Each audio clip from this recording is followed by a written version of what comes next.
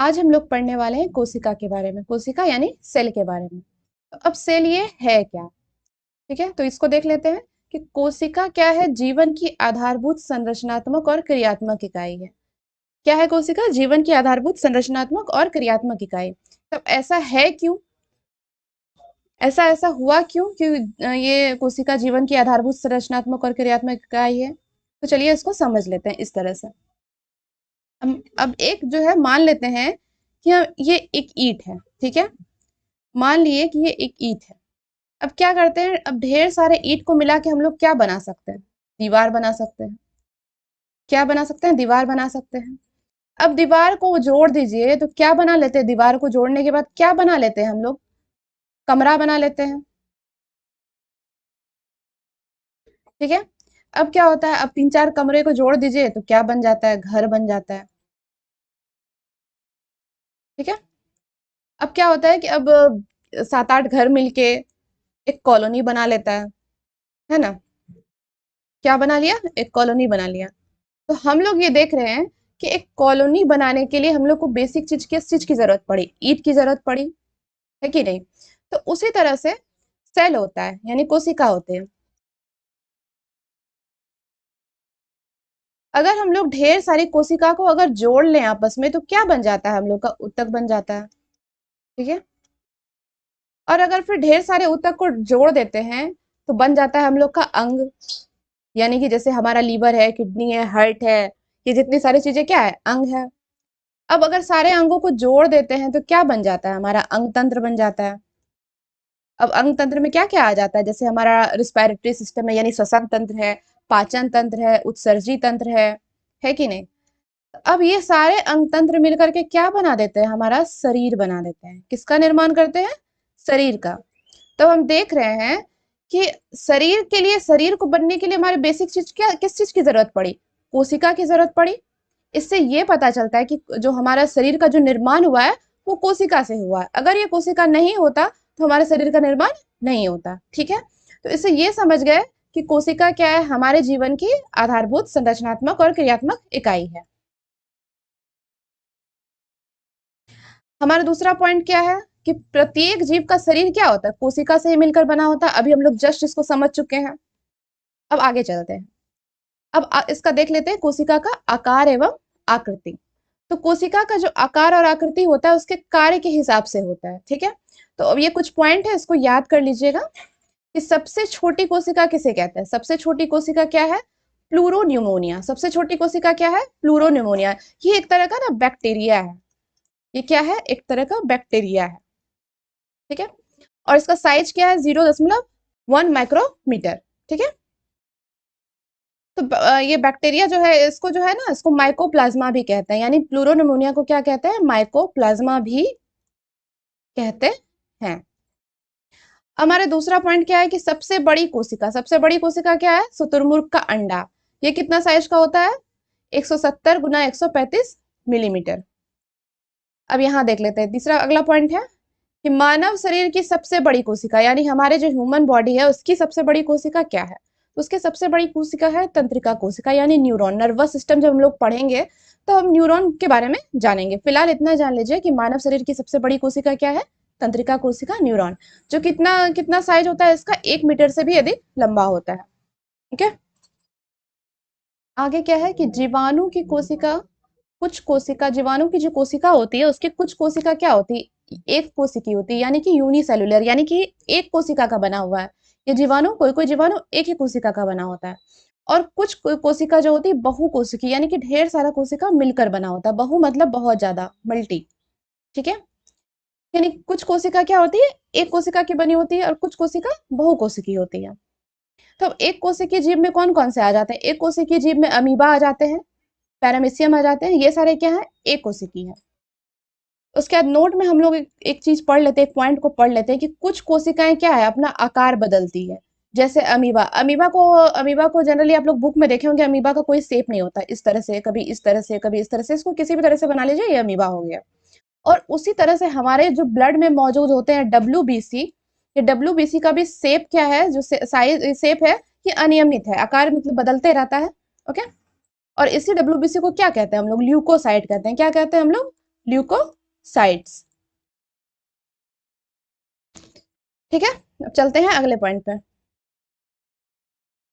अब देखिए क्या कह रहा है कि संख्या, संख्या कोशिका की संख्या कितनी हो सकती है किसी भी जीव में। तो कोशिका की जो संख्या है वो जीव के शरीर पर निर्भर करती है। किस पर निर्भर करती है? जीव के शरीर पर। अब जैसे कोई छोटा शरीर है जिसका जिसका शरीर छोटा है तो उसमें कम कोशिका होगी, है कि नहीं? और जिसमें अगर कोई बड़ा कोशिका है, कोई सॉरी जिसका बड़ा शरीर है, जिसका शरीर बड़ा है तो उसमें क्या होगी? अधिक कोशिका होगी। अब मान लेते हैं जैसे चूहे का शरीर है, चूहे का शरीर तो छोटा होता है, तो छोटा छोटा शरीर है तो कम कोशिका। अब उसका तुलना कर लेते हैं हाथी के शरीर से, तो हाथी का शरीर कितना बड़ा होता है, तो बड़ा शरीर है तो ज्यादा कोशिका होगा। अब हमारा अगला पॉइंट है टिश्यू। तो टिश्यू क्या है? कोशिकाओं के समूह को टिश्यू कहते हैं। अगर ढेर सारा कोशिका आपस में जुड़ जाए, मिल जाए, तो उसको क्या कहेंगे हम लोग? टिश्यू कहेंगे। अब चलिए आगे चलते हैं कि कोशिका को खोजा किसने था। तो रॉबर्ट हुक नाम के एक साइंटिस्ट हुआ करते थे, जो रॉबर्ट हुक नाम के साइंटिस्ट थे, एक अंग्रेज वैज्ञानिक थे, जो 1665 में मृत कोशिका में पहली बार कोशिका की खोज की।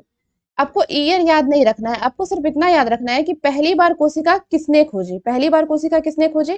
तो रॉबर्ट हुक ने खोजी। उसके बाद आ जाते हैं ल्यूवेनहॉक। ल्यूवेनहॉक जो थे वो, उन्होंने क्या किया था? ल्यूवेनहॉक ने जीवित कोशिका, किसको खोजा था? लिविंग सेल्स को। तो ऐसे याद रखिएगा कि एल से ल्यूवेनहॉक और एल से लिविंग सेल्स। तो ल्यूवेनहॉक ने क्या खोजा था? जीवित कोशिका खोजा था। और जीवित कोशिका में उन्होंने क्या खोजा था? जीवित कोशिका में उन्होंने जीवाणु को खोजा था और प्रोटोजोआ को खोजा था। अब उसके बाद आते हैं एक रॉबर्ट ब्राउन। रॉबर्ट ब्राउन करके एक साइंटिस्ट आए। तो यहाँ हमेशा याद रखिएगा कि रॉबर्ट हुक ने कोशिका की खोज की थी।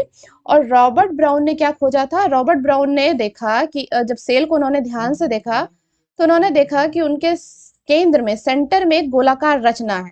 ठीक है, तो उन्होंने उसको न्यूक्लियस कहा। ओके, क्या कहा उनको? न्यूक्लियस यानी कि केंद्रक कहा।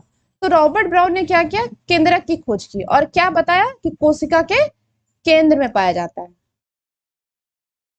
अब उसके बाद एक और साइंटिस्ट आए पुरकिंजे करके। उन्होंने क्या किया? 1839 में कोशिका के अंदर के द्रव्य के बारे में पता चला है। जब उन्होंने कोशिका को देखा ना, जब उन्होंने सेल को देखा, तो उनको पता चला कि अंदर में कुछ पानी जैसा, लिक्विड जैसा कुछ पदार्थ है। तो उन्होंने इसका नाम क्या रखा? जीव द्रव्य या प्रोटोप्लाज्म। क्या नाम रखा उन्होंने? जीव द्रव्य या प्रोटोप्लाज्म। ठीक है, तो पुरकिंजे से याद रखिएगा कि पुरकिंजे ने क्या खोजा? पी से पुरकिंजे, पी से प्रोटोप्लाज्म। उसके बाद एक और साइंटिस्ट आए, स्लाइडेन। ये कौन थे? वनस्पति शास्त्र के वैज्ञानिक थे, यानी बॉटनी के वैज्ञानिक थे, बॉटनी के साइंटिस्ट थे।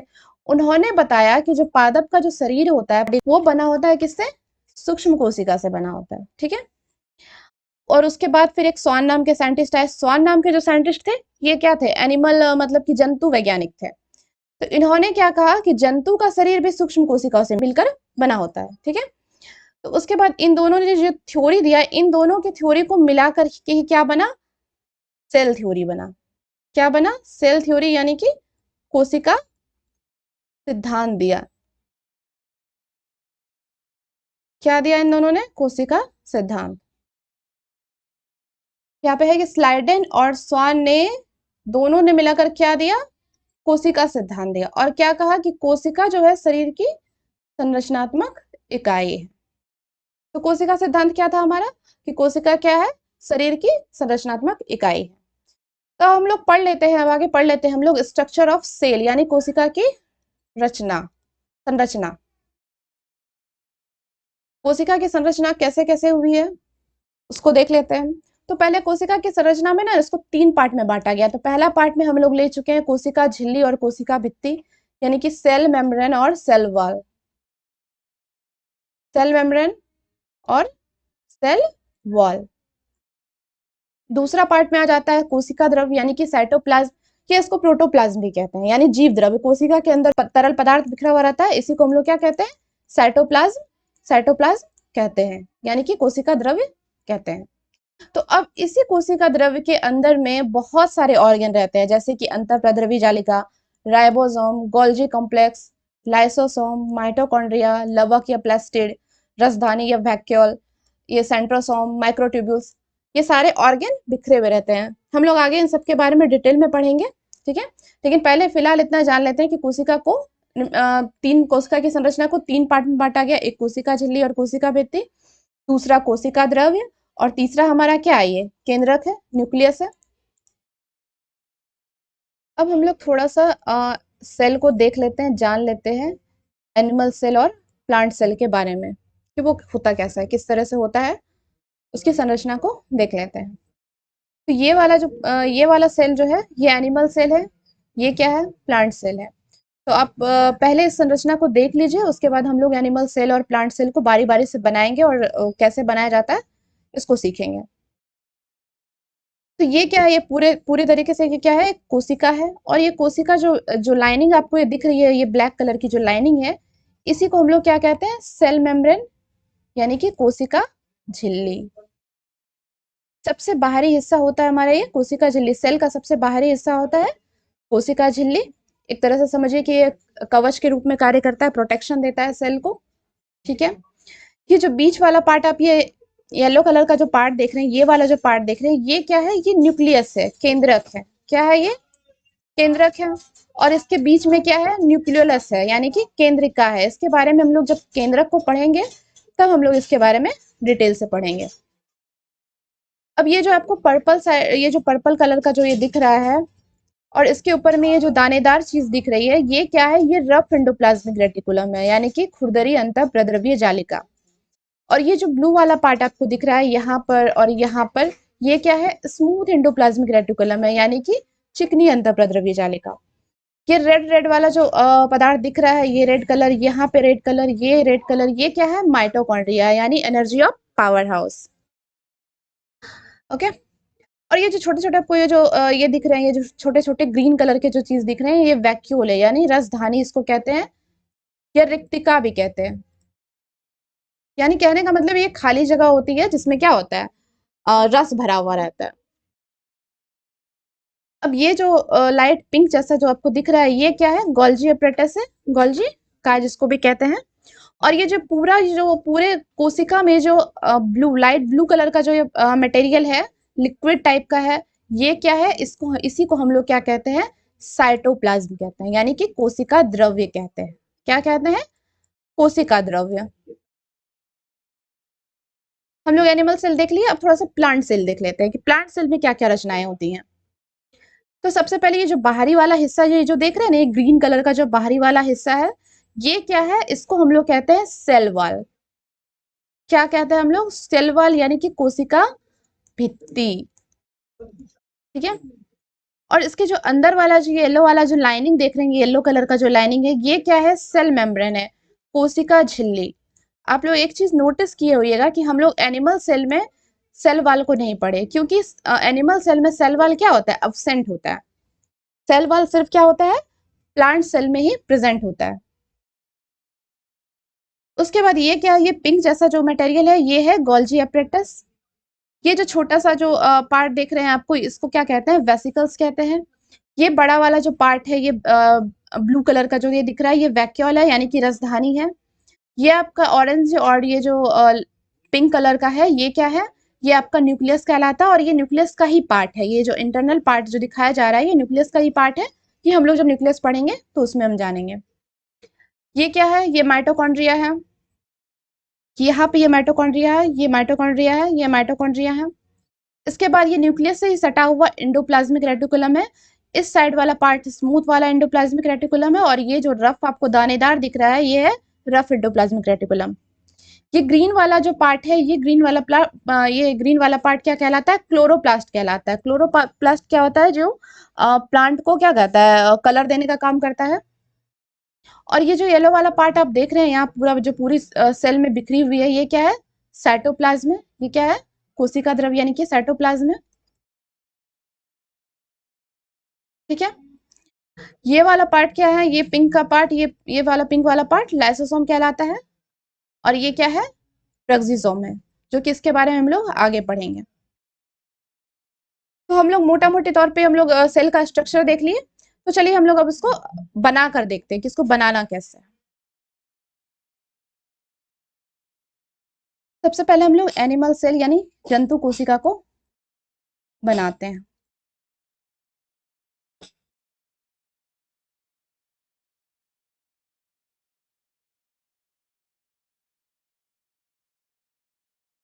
ये हमारा जंतु कोशिका का क्या है, सबसे बाहरी हिस्सा है, बाहरी आवरण है।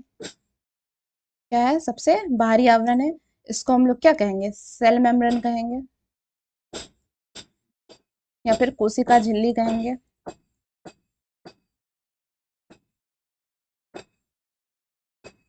इसके बाद हम लोग क्या करते हैं, या सेंटर में हम लोग न्यूक्लियस बना लेते हैं।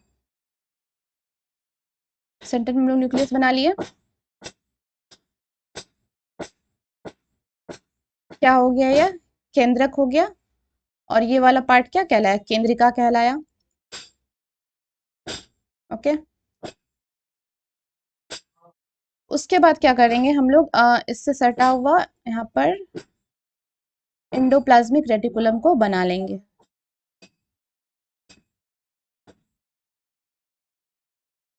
ये हो गया हमारा एंडोप्लाज्मिक रेटिकुलम। और इसके ऊपर जो है हम लोग क्या करेंगे, राइबोसोम को लगा देंगे, तो क्या हो जाएगा, ये रफ एंडोप्लाज्मिक रेटिकुलम हो जाएगा।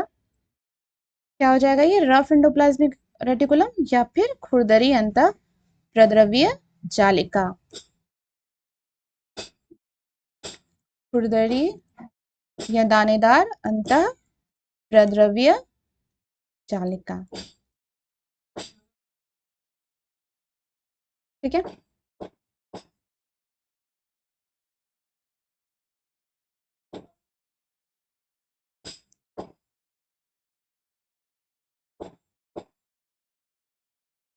यहाँ पे हम लोग बना लेते हैं स्मूथ एंडोप्लाज्मिक रेटिकुलम। बना लिए। यहाँ पे क्या बना लिए हम लोग, चिकनी अंतः प्रद्रव्य जालिका। क्या बना लिए, चिकनी अंतः प्रद्रव्य जालिका।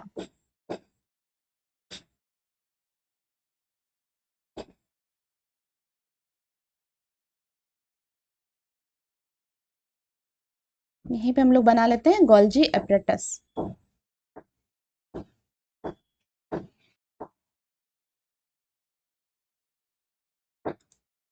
ये क्या हो गया, गोल्जी काय या गोल्जी एपरेटस या गोल्जी बॉडी भी इसको कहते हैं। ठीक है।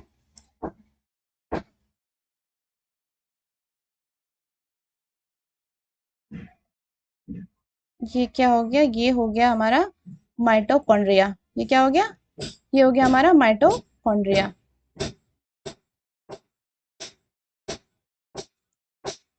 माइटोकॉन्ड्रिया। ठीक है। यहाँ पे हम लोग बना लेते हैं लाइसोसोम।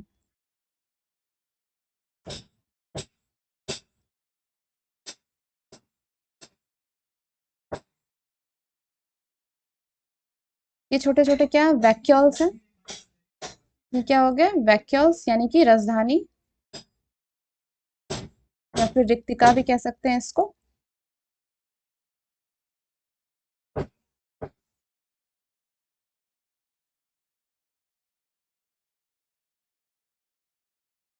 ये क्या हो गए, ये हो गए माइक्रो ट्यूब्यूल्स। ये क्या हो गए, माइक्रो ट्यूब्यूल्स।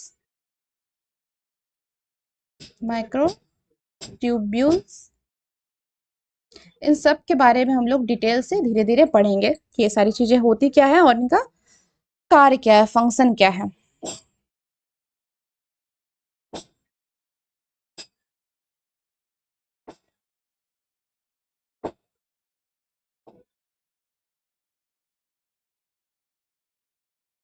ये क्या हो गया हमारा, सेंट्रोसोम यानी कि तारक का है।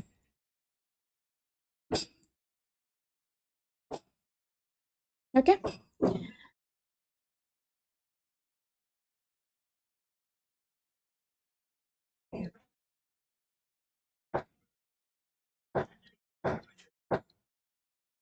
और ये हमारा क्या हो गया, राइबोसोम।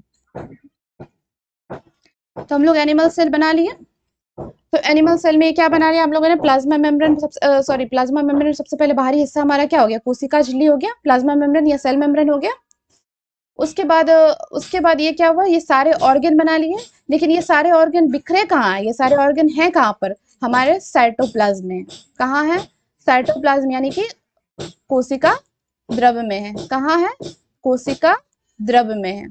ये सारे ऑर्गन हमारे कोशिका द्रव यानी कि साइटोप्लाज्म में बिखरे हुए हैं। ठीक है, तो इसको हम लोग इस तरह से बना लेंगे। अब चलते हैं, हम लोग प्लांट सेल्स बनाते हैं, पादप कोशिका बनाते हैं। ठीक है,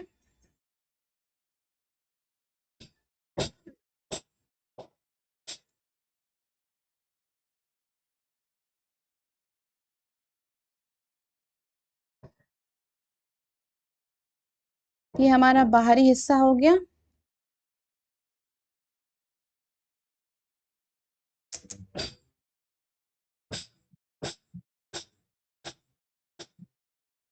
ये क्या हो गया? हमारा बाहरी हिस्सा है, यानी कि बाहरी आवरण है, सेल वॉल है।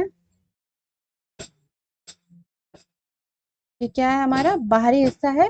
ये वाला हिस्सा क्या कहलाएगा? हमारा कोशिका भित्ति या सेल वॉल कहलाएगा।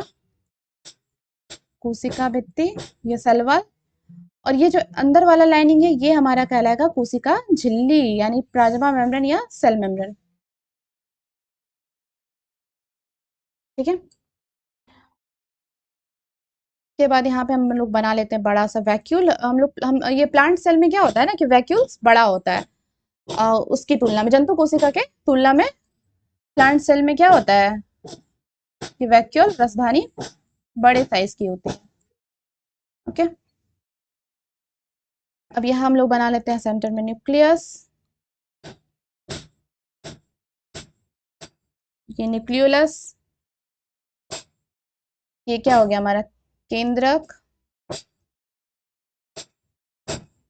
ओके, अब इससे रिलेटेड हम लोग यहाँ पे क्या बना लेते हैं? एंडोप्लाज्मिक रेटिकुलम बना लेते हैं।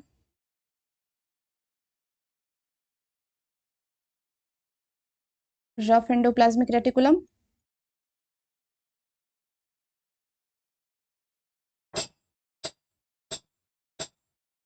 क्या हो जाएगी? खुरदरी अंतःप्रद्रवी जालिका हो जाएगी, प्रद्रवीय जालिका हो जाएगी।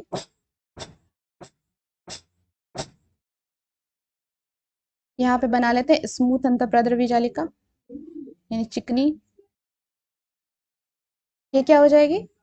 चिकनी अंतःप्रद्रवी जालिका हो जाएगी।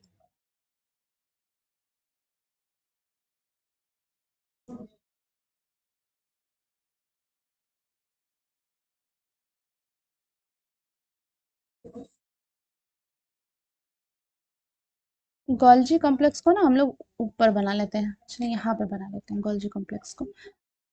सेल में आप कहीं पर भी बना सकते हैं, ऐसा जरूरी नहीं है कि आप एक फिक्स जगह ही पे बनाइए। ऐसा नहीं है, आप सेल में कहीं पर भी उसके ऑर्गन को आप दिखा सकते हैं। तो ये हमारा क्या हो गया? गोल्जी, गोल्जी कॉय या गोल्जी कॉम्प्लेक्स, गोल्जी बॉडी जो भी कहते हैं इसको।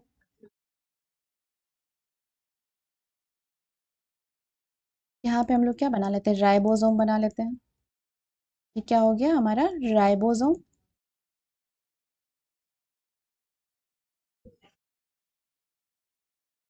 यहाँ पे ना ग्रीन कलर का हम लोग क्या बना लेते हैं? क्लोरोप्लास्ट बना लेते हैं। ये क्या हो गया? हमारा क्लोरोप्लास्ट। ये हमारा हो गया क्लोरोप्लास्ट। इसके बाद यहाँ पे हम लोग कलर चेंज करके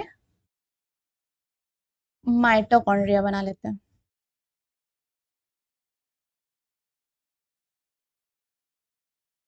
ये क्या हो गया? हमारा माइटोकॉन्ड्रिया।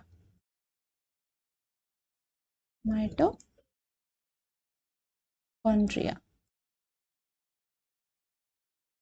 ठीक है, तो एक तरह से हमारा ये प्लांट सेल्स भी बन के कंप्लीट हो गया है। तो अब आगे हम लोग जो है इसके बारे में सारा डिटेल जानेंगे धीरे धीरे करके। तो हम लोग सबसे पहले पढ़ेंगे कोशिका झिल्ली या फिर प्लाज्मा मेम्ब्रेन या फिर सेल मेम्ब्रेन के बारे में। तो अब सेल मेम्ब्रेन है क्या? जैसे ये कोशिका है, ये कोशिका का जो सबसे बाहरी हिस्सा है, ये जो सबसे बाहरी हिस्सा है, एक तरह से कहिए ये आवरण है, कवर है। ये क्या कहलाता है? हमारा कोशिका झिल्ली कहलाता है। इसका काम क्या है? ये क्या करता है? कोशिका को बचाता है, कोशिका को बचाता है किसी बाहरी आघात से या चोट से। ठीक है, तो अब इसके बारे में हम लोग पॉइंट टू पॉइंट पढ़ लेते हैं। तो क्या है, यह कोशिका का सबसे बाहरी आवरण है, ठीक है। इसके बाद ये क्या है, ये पतली, मुलायम और लचीली होती है, सॉफ्ट होती है, उसके बाद पतली लेयर होती है और फ्लेक्सिबल भी होती है। यह झिल्ली क्या होती है, जीवित और अर्ध पारगम्य होती है, सेमी परमेबल होती है। तो यहाँ पे एक चीज समझना होगा कि जैसे ये झिल्ली है, ये कोशिका है, तो कोशिका के आगे में मतलब या एक तरह से कह सकते हैं कि कोशिका पर एक पतली जालेदार झिल्ली नुमा एक रचना होती है, जिसमें क्या होता है ना कि कुछ पदार्थ जो अंदर की ओर जाने वाले होते हैं, कुछ पदार्थ अंदर से बाहर की ओर आते हैं, वो इसी झिल्ली के द्वारा आते हैं। सारे पदार्थ अंदर बाहर नहीं जा सकते, ठीक है। तो कुछ पदार्थ जो वो खुद चुनती है कि हमें ये पदार्थ को बाहर निकालना है या फिर कुछ पदार्थ को अंदर करना है, ठीक है। तो वो क्या होते हैं, इसी जाली के द्वारा वो पदार्थ अंदर जा सकते हैं और वो पदार्थ बाहर आ सकते हैं। इसी जाली को हम लोग क्या कहते हैं, अर्धपारगम्य झिल्ली। अर्धपारगम्य झिल्ली, या फिर इसको अंग्रेजी में लिखे तो सेमी परमेबल मेम्ब्रेन कहते हैं, सेमी परमेबल मेम्ब्रेन कहते हैं। ये हर कोशिका में पाया जाता है, जो क्या करते हैं, कुछ कोशिका कुछ पदार्थ को अंदर आने देते हैं, कुछ पदार्थ को बाहर जाने देते हैं। अगला पॉइंट है हमारा कि कोशिका झिल्ली लिपिड और प्रोटीन की बनी होती है। हमारी जो ये कोशिका झिल्ली होती है किसकी बनी होती है, लिपिड और प्रोटीन की। तो इसमें क्या होता है ना, प्रोटीन का दो लेयर होता है, ये प्रोटीन हो गया, ये प्रोटीन हो गया, और ये बीच वाला हिस्सा क्या कहलाता है हमारा, लिपिड कहलाता है। यानी प्रोटीन का क्या होता है, दो लेयर हो गया, और लिपिड का क्या होता है, एक लेयर होता है। ओके, तब इसका हम लोग फंक्शन पढ़ लेते हैं। फंक्शन क्या है, तो ये एक सीमित झिल्ली का कार्य करती है और कोशिका का एक निश्चित आकार बनाए रखने में मदद करती है, सहायता करती है। क्या करती है, कोशिका को एक निश्चित आकार प्रदान करती है। उसके बाद क्या कहती है, कोशिका को सहारा, यांत्रिक सहारा प्रदान करती है। तीसरा पॉइंट कह रहा है, क्या कह रहा है कि ये भिन्न भिन्न प्रकार के अणुओं को बाहर निकालने एवं अंदर आने में नियंत्रण करती है। कहने का मतलब ये जो भी हम जस्ट पढ़ा है, सेमी परमेबल मेम्ब्रेन, ये अर्धपारगम्य झिल्ली, तो इसके जरिए क्या होता है कि जो अणु कुछ अणुओं को बाहर जाना रहता है, कुछ अणुओं को मतलब क्या अंदर से बाहर निकलना रहता है, तो इसको क्या करती है, कंट्रोल करती है, नियंत्रण करती है। अब ये क्या आगे क्या है कि जंतु कोशिका में क्या करती है, सीलिया, फ्लैजेला और माइक्रोविलाई आदि के निर्माण में सहायक होती है। तो ये सीलिया, फ्लैजेला हम लोग आगे समझेंगे इसके बारे में क्या चीज होता है।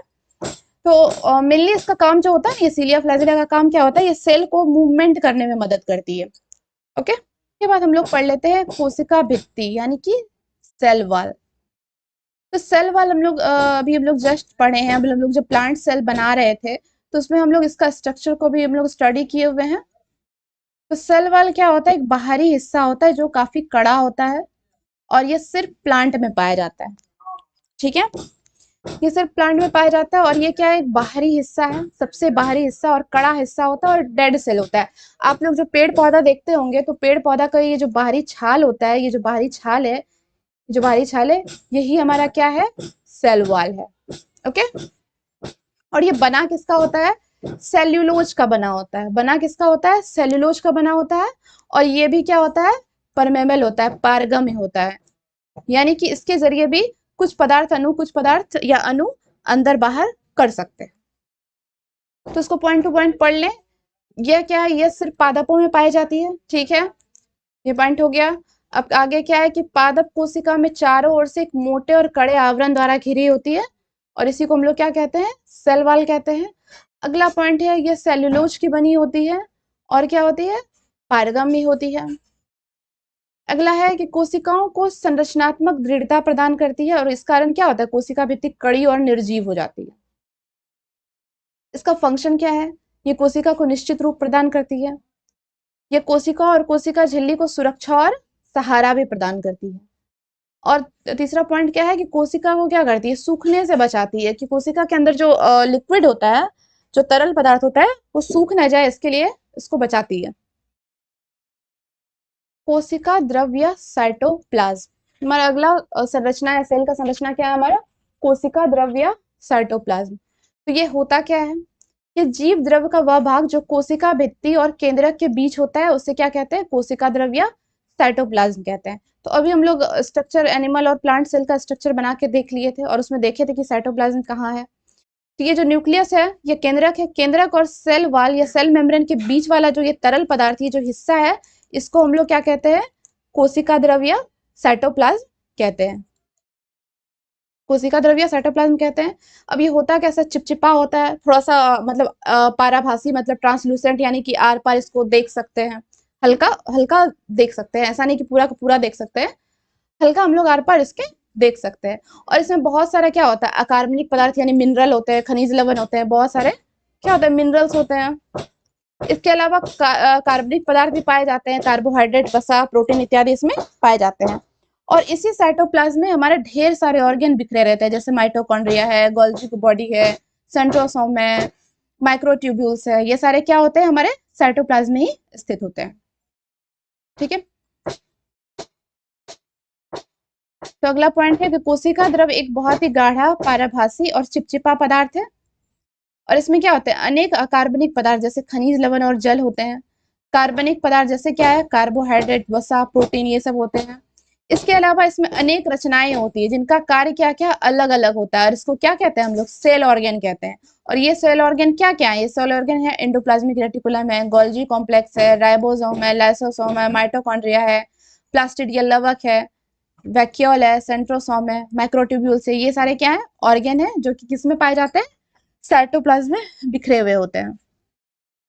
पहला ऑर्गन क्या है? अंतःप्राद्रवी जालिका यानी कि एंडोप्लाज्मिक रेटिकुलम। तो एंडोप्लाज्मिक रेटिकुलम क्या है? ये क्या है? अत्यंत सूक्ष्म, शाखित यानी कि बहुत सारा ब्रांच उसका निकला हुआ रहता है, झिल्लीदार और अनियमित नलिकाओं का घना जाल होता है। ठीक है, और ये बना किससे होता है? ये लाइपोप्रोटीन का बना होता है। इसके बाद हमारा अगला पॉइंट क्या है कि कोशिकाओं में इसका विस्तार केंद्रक की बाह्य झिल्ली से लेकर के प्लाज्मा झिल्ली तक होता है। जैसे ये केंद्रक है ना, आप ये केंद्रक देख रहे हैं, ये केंद्रक है, और इससे निकला हुआ निकलते हुए निकलते निकलते निकलते निकलते ये क्या होता है? ये लास्ट में कभी कभी प्लाज्मा झिल्ली तक भी फैला हुआ रहता है। और अगला पॉइंट क्या है कि अंतःप्रद्रवी जालिका के दो प्रकार होते हैं। एक पहला प्रकार क्या है? चिकनी अंतःप्रद्रवी जालिका यानी स्मूथ एंडोप्लाज्मिक रेटिकुलम, ये इसको SER भी कहते हैं। दूसरा हमारा क्या है? खुरदुरी अंतःप्रद्रवी जालिका यानी कि रफ एंडोप्लाज्मिक रेटिकुलम, या इसको शॉर्ट फॉर्म में RER भी कहते हैं।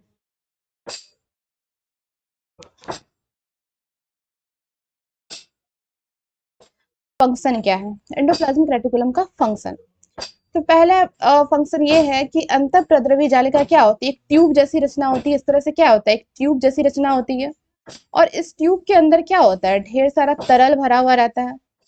क्या रहता है? तरल भरा हुआ रहता है, यानी लिक्विड भरा हुआ रहता है, जिसके जरिए क्या होता है?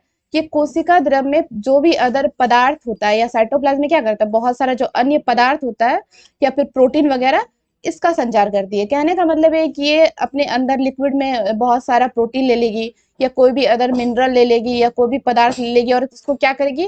कोशिका द्रव में छोड़ देगी, जाके क्या करेगी? कोशिका द्रव में छोड़ देती है। इसका एक इंपॉर्टेंट फंक्शन ये हो गया। इसके बाद हमारा दूसरा फंक्शन क्या है कि SER वसा और कोलेस्ट्रॉल के सिंथेसिस में भाग लेती है। तो हम लोग पहले क्या देखें? ये एंडोप्लाज्मिक रेटिकुलम का दो पार्ट देखें। एक पार्ट क्या था? SER था, और एक पार्ट क्या था? RER था। यानी कि दो पार्ट कौन कौन सा था? स्मूथ एंडोप्लाज्मिक रेटिकुलम था, दूसरा पार्ट क्या था? रफ एंडोप्लाज्मिक रेटिकुलम था। तो स्मूथ एंडोप्लाज्मिक रेटिकुलम क्या करती है?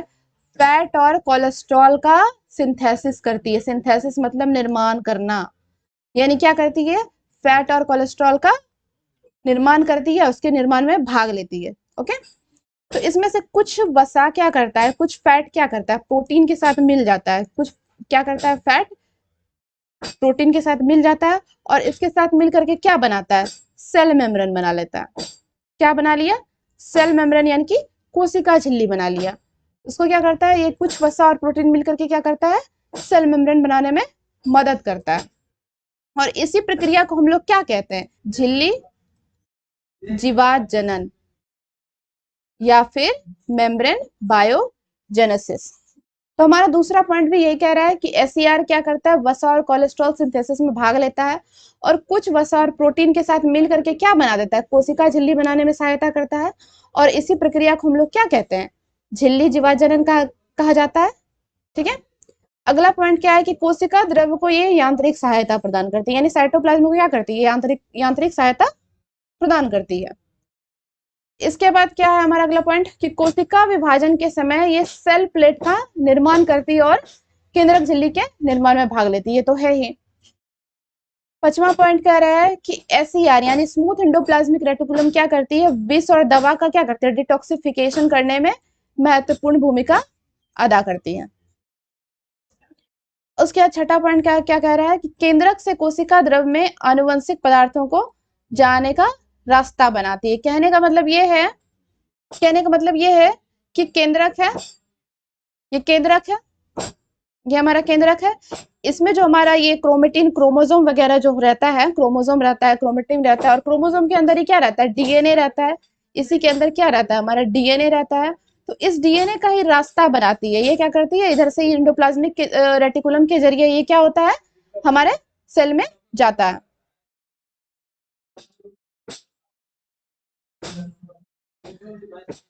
हमारा अगला पॉइंट क्या है, रफ एंडोप्लाज्मिक रेटिकुलम, जो कि प्रोटीन सिंथेसिस में मदद करती है।